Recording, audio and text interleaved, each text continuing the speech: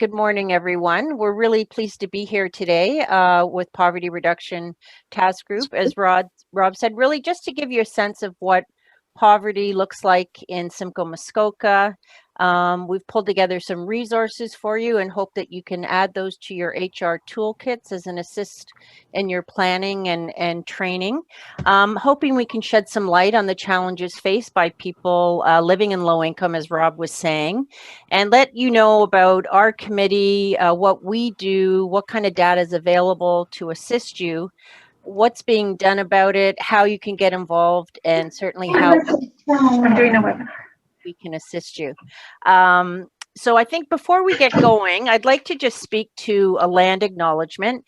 Chances are you've seen or heard a land acknowledgement at some point in the past few years, but maybe you don't totally understand why they are so important and why they're used.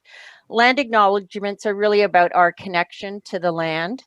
And Indigenous people are caretakers of the land. Historically, when communities would come together in a particular area, the visitors would always acknowledge the inhabitants or keepers of that land, and it was really a way to show respect. So today we begin this meeting by acknowledging we're meeting on Indigenous land, and certainly as settlers, we're grateful for the opportunity to meet, and we thank all the generations of Indigenous people who have taken care of this land. In Simcoe, we'd like to acknowledge that we are situated on the traditional land of the Anishinaabe people.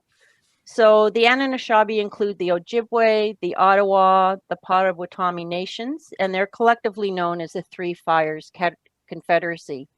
We also have Muskoka employers on the line today, so we'd like to also acknowledge that the district of Muskoka sits on land that's been inhabited by the traditional territories of the Anishinaabe, but also the Chippewa and the Wada Mohawk. As settlers, this recognition of the contributions and historic importance of Indigenous peoples must be clearly and overtly connected to our collective commitment to make the promise and the challenge of truth and reconciliation real in our communities. And this is certainly work that we take very seriously through the broader Child, Youth, and Family Services Coalition. So we always try to start our sessions with a land acknowledgement. Okay, so we'll move into letting you know kind of who we are and what we're up to. So the Poverty Reduction Task Group, or PRTG for ease sake, because it's a mouthful, we are a working group of what's called the Child, Youth, and Family Services Coalition of Simcoe County. And our work is really to support poverty reduction initiatives across the region. So that includes providing leadership, including a lot of advocacy, especially around improving access and addressing barriers to the social determinants of health, those key things that can really challenge people that are living in low income.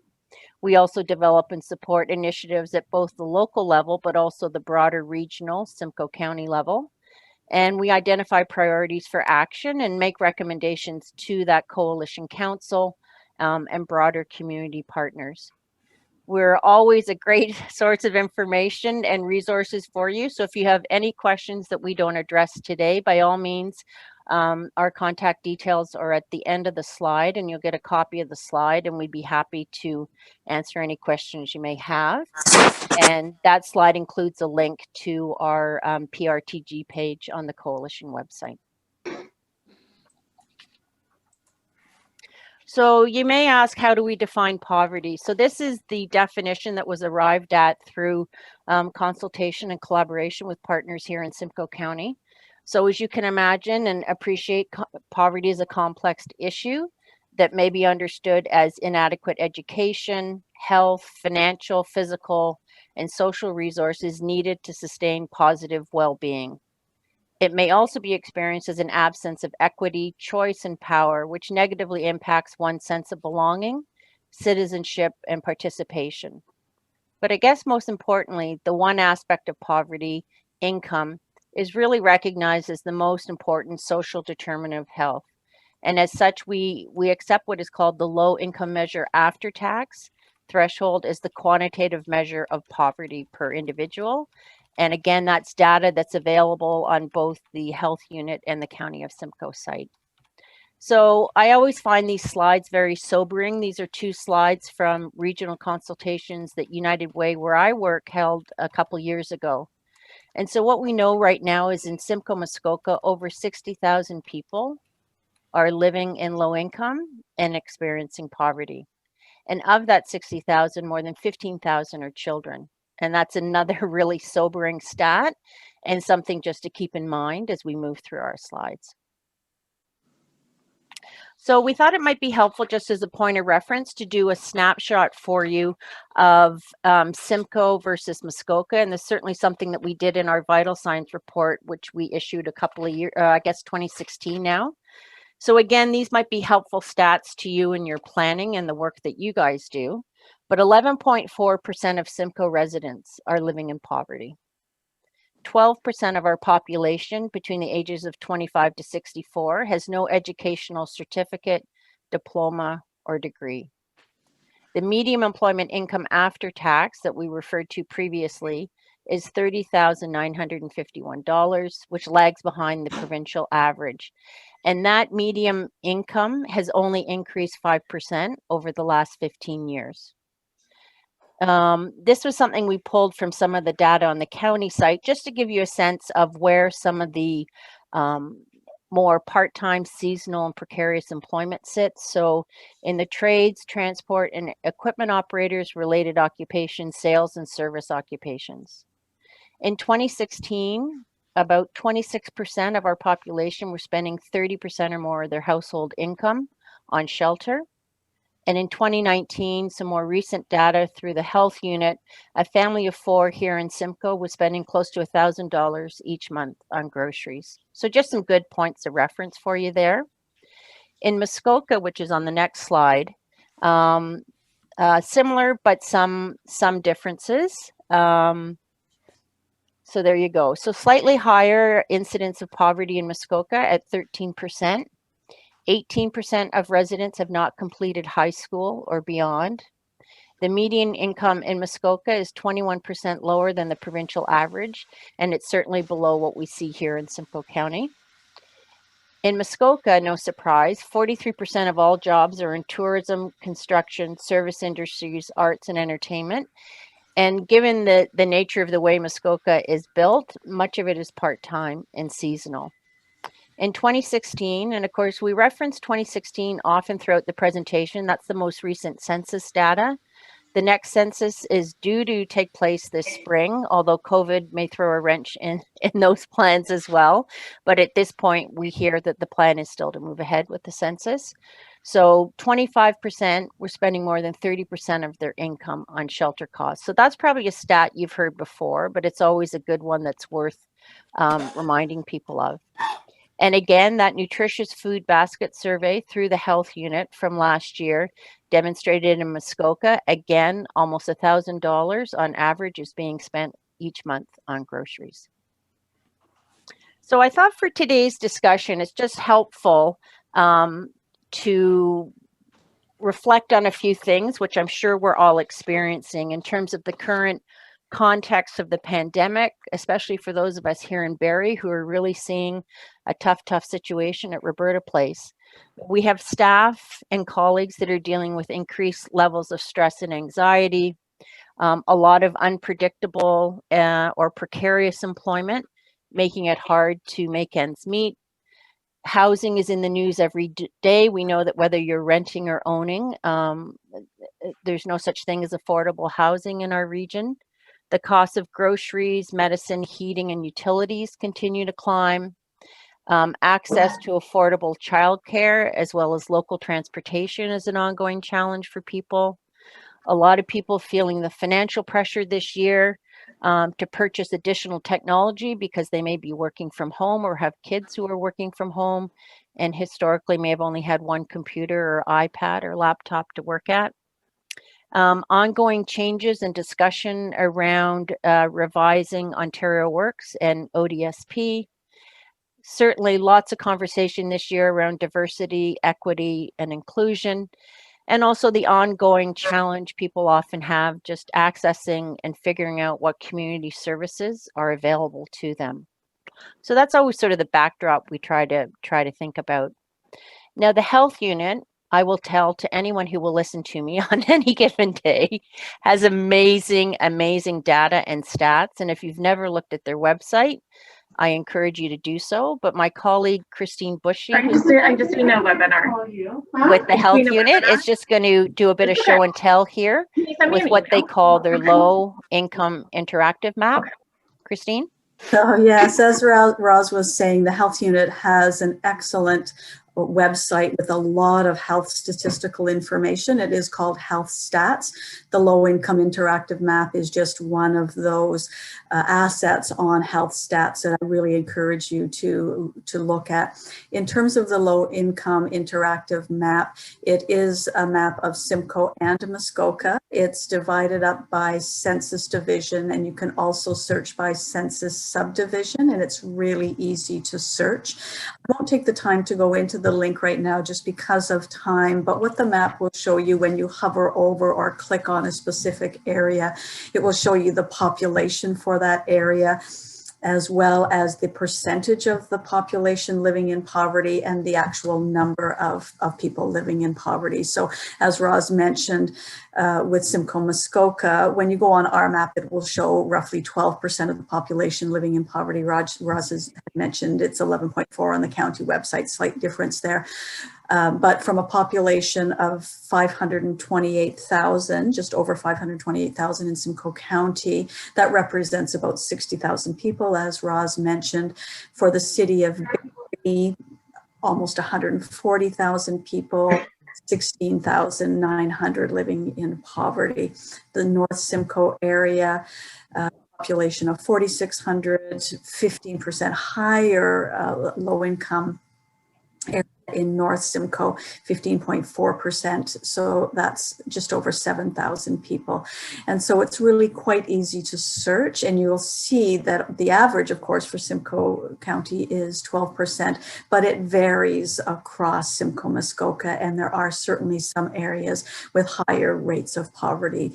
For example, Aurelia, North Simcoe, and so on. So I really do encourage you to look at that map and learn about what poverty looks like in your communities in terms of those numbers. It's as Roz mentioned, it's really quite sobering. That's great. I'd like to introduce our colleague Risa Saw, who is with Catholic Family Services from Simcoe County as well, and they cover Muskoka, even though their name is Simcoe County, and she's going to run through the next few slides with you. Good morning, everybody, and thanks for joining us again. So as we go into what work is currently being done in our community, and so we know that we are all here together talking about what's happening with poverty, but what's really happening in our community right now in Simcoe County, us as our working group right now. So there is the Poverty Reduction Task Group, which we spoke about, is actually a working table of the Child and Youth Family Services Coalition. In addition, there's also SCADA, a lot of short names here, but so Simcoe County, when I first got to Simcoe County, I was listening to all the different alliterations and initials, and I was trying to figure out everything. SCADA is the Simcoe County Alliance to End Homelessness. And so again, another fantastic working table where we're having our community members and our community partners all at one table talking about and working on projects for these end goals. So again, SCADA is working on homelessness, housing, such great work that's being done there, especially all of our partners in the shelters are working together, and that's where a lot of those conversations and decisions happen. Bridges Out of Poverty, Getting Ahead, and Circles is a project that is being led across the county and through Simcoe County District School Board. That was happening, of course, a lot more pre-COVID, where we were able to work with partners in a live environment. But that is where the work happens. So that's where we are working with individuals who are actually experiencing situational or generational poverty. And the Circles is connecting those individuals with community leaders, and then and having to bridge that gap. Urgent Needs Fund, we're going to dive into that a little bit deeper in a slide or two forward. and LEAP when we talk about the funds that are available to help our community members for actually meeting their basic needs. When we look at the amount of people, and when we talk about 60,000 people in our community that are in low income or around the poverty line, their basic needs aren't being met. So the Urgent Needs Fund and LEAP are able to assist them with things like food, transportation, healthcare needs. LEAP, of course, dealing with energy and utility. Those are huge projects that are happening right now in our midst. In Muskoka, again, so we've got Gravenhurst Against Poverty that is doing some fantastic work with food security and with poverty as well. There's also the Poverty Reduction and Muskoka Planning Team at Prompt. Getting ahead and bridges out of poverty is still, again, happening countywide. So YWCA being a leading force there. And there's also as well the Financial Assistance Partners Group through the District of Muskoka. I noticed earlier the chat was lighting up a little bit, so I'm just going to speak to that really quickly. There was a question about the slide deck being available, and yes, absolutely, the slide deck will be available following the workshop, and circles North and South Muskoka as well. When we look at social determinants of health, these are all of the pieces that are contributing factors, and these are data proved and study proved. So all of these things have a physical effect on our bodies. So when we look at economic stability, social community and context, neighborhood and environment, healthcare, obviously, education, these are all things that affect one's health in their living environment. And poverty is actually one of the leading, as we saw in Roz's earlier slides, one of the leading factors in someone's health. So that will affect their education. Someone's level of poverty will affect their neighborhood and environment and their social cues, and as well, of course, there's economic stability. So when we look at what is going to be affecting somebody's health, poverty is one of the biggest leading factors to what will affect a person's health. And the top concerns identified in Simcoe, Muskoka, as Roz mentioned as well, and this is not new to any one of us here. We look at our housing prices. Housing is one of the top concerns, and again, precarious employment. So when we look at that, we think about, as an employer, part-time, seasonal, minimum wage. Not that we are trying to put our employees into precarious situations. However, we're going to talk about that a little bit more, and this will come up during our simulation. But part-time, seasonal, minimum wage work actually really affects our employees' ability to do their job. It affects their standard of living. It affects their ability to have benefits, their health care, transportation, accessibility. This is one of the top concerns identified in Simcoe, Muskoka. And of course, a cause near and dear to all of our hearts is our household food insecurity. And so when we look at the fact that it's not just the lack of food, the lack of income to buy our fresh veggies and our produce, and to really be able to put food on the table. So what people are experiencing right now during COVID, think about a person in poverty experiencing that struggle every single day. That is what's happening. So those are some of the things that we're looking at as we work every day in Simcoe, Muskoka with our community members. That's great. Thanks, Risa. And certainly something that's not on that slide is mental health and addictions, which we know in the middle of the pandemic is right up there as an issue of concern for really all community partners who are delivering service. Such high levels of stress and anxiety due to so much uncertainty, financial, health, shifting realities at work and school for everyone.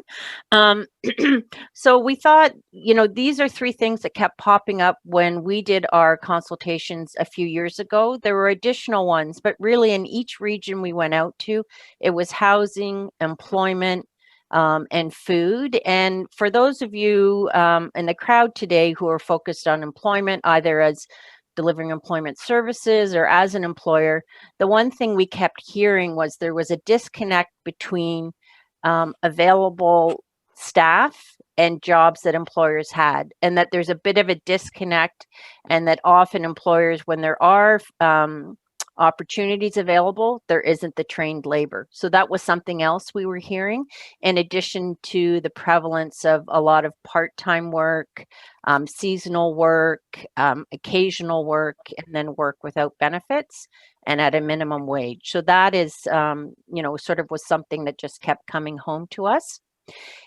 In terms of each of these three areas, we just wanted to highlight for you really quickly some of the work that's being led out. In housing, really that work is being led by SCADA, or the Alliance to End Homelessness, as Risa mentioned earlier. They're a local movement, really with a focus on not only preventing, but ending homelessness in Simcoe County. And again, much like us, they're really focused on advocacy and awareness, and we really work sort of in combination with them. We try to collaborate and coordinate, but we kind of stay in our own zones because they're each big pieces of work, but some of us do sit on each table, so the left hand knows what the right hand's doing. And again, just helpful point of reference for you, pardon me. But really, policy decisions and choices over the years have allowed housing costs to rise way faster than wages. We can see that in all of our communities. The governments also, particularly at provincial level, have decreased investments in social housing. Even though they're trying to build, it's just, it's not working as quickly as we need it to. And it's really these two factors together that have resulted in this shortage of housing, affordable housing. And what's affordable for you may not be affordable for someone else. So that certainly depends on your perspective and where you sit. So I encourage you, if you're interested in the housing, check out SCADA's website. Tons of great information here. This is always an interesting graphic to share with people, and it shows the average monthly cost of housing someone while they're homeless, whether that's a shelter bed, whether that's someone in a correctional facility, whether that's someone who ends up in hospital because there's nowhere else for them to go, or they have exceptional health needs, rental supplement through a lot of the great work that's being done through all our housing partners, as well as social housing. So again, more information related to SCADA and the work that they're doing on their website. And they also have a great Facebook page for those of you that are on social media. So a big piece of the work we do at PRTG, and I'm certainly mindful of time, Rob, no worries. We really see income as the solution to reducing poverty. So there's a lot of great, well-intentioned work that's being done out there, but we really need to shift policy and income to help affect any change in our community. And when people are living in low income, it really restricts their options. It leaves them often in really impossible situations, like choosing between paying rent and putting food on the table. And I think you'll really see that when we move into the making choices exercise following our remarks. And so low or minimum wages really mean people are mounting up debt, they're living anxiety, working long hours, dealing with health problems often, and just don't really have enough to make ends meet. So we really feel in the work we do and the advocacy efforts we make that earning what's called a living wage provides security for families. On our next slide, I'm not going to dwell on this too much, but it does outline for you sort of the benefits of being a living wage employer. I really encourage you to check out the Ontario Living Wage Network. They're really the ones that are leading the charge, and we're supporting their work in our region, and Prompt is doing the same up in Muskoka. So you pay people a little bit more, they're more likely to hang around, less absenteeism, fewer staff turnover, lower recruitment and training costs. We all know the time and energy involved in getting people hired and trained, and the other things that are outlined there. So again, just food for thought. This shows you this slide. So our current calculation, that's okay, and Simcoe is just over $18. I believe Prompt is in the midst of redoing the calculation in conjunction with the health unit up in Muskoka. But the last calculation, I believe it was at $15.84. And again, there's the link to the Ontario Living Wage Network.